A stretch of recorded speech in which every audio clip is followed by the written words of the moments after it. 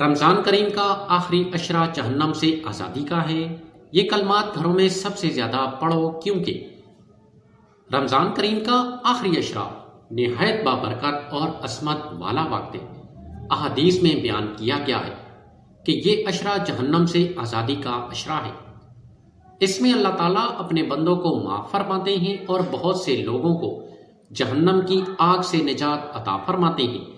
اس لیے ہر مسلمان کو چاہیے کہ اس عشرے میں زیادہ سے زیادہ عبادت، دعا اور ذکر کرے اور اپنے گھروں میں بھی اللہ کا ذکر جاری رکھے۔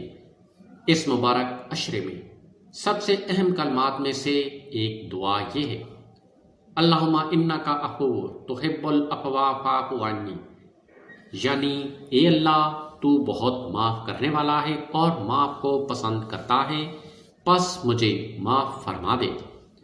اس کے ساتھ استغفار یعنی استغفر اللہ ربی من کل ذنب واتوب الیہ بھی کثرت سے پڑھنا چاہیے۔ استغفار سے گناہ معاف ہوتے ہیں اور دل پاک ہو جاتے ہیں۔ اسی طرح درود پاک، سبحان اللہ، الحمدللہ اور اللہ اکبر بھی زیادہ پڑھیں۔ جب گھروں میں اللہ کا ذکر بڑھ جاتا ہے تو وہاں رحمت نازل ہوتی ہے، دلوں میں سکون آتا ہے اور اللہ تعالیٰ اپنے بندوں کو جہنم کی آگ سے آزادی عطا فرماتے ہیں۔ یہی رمضان کے آخری عشرے کی سب سے بڑی کامیابی ہے۔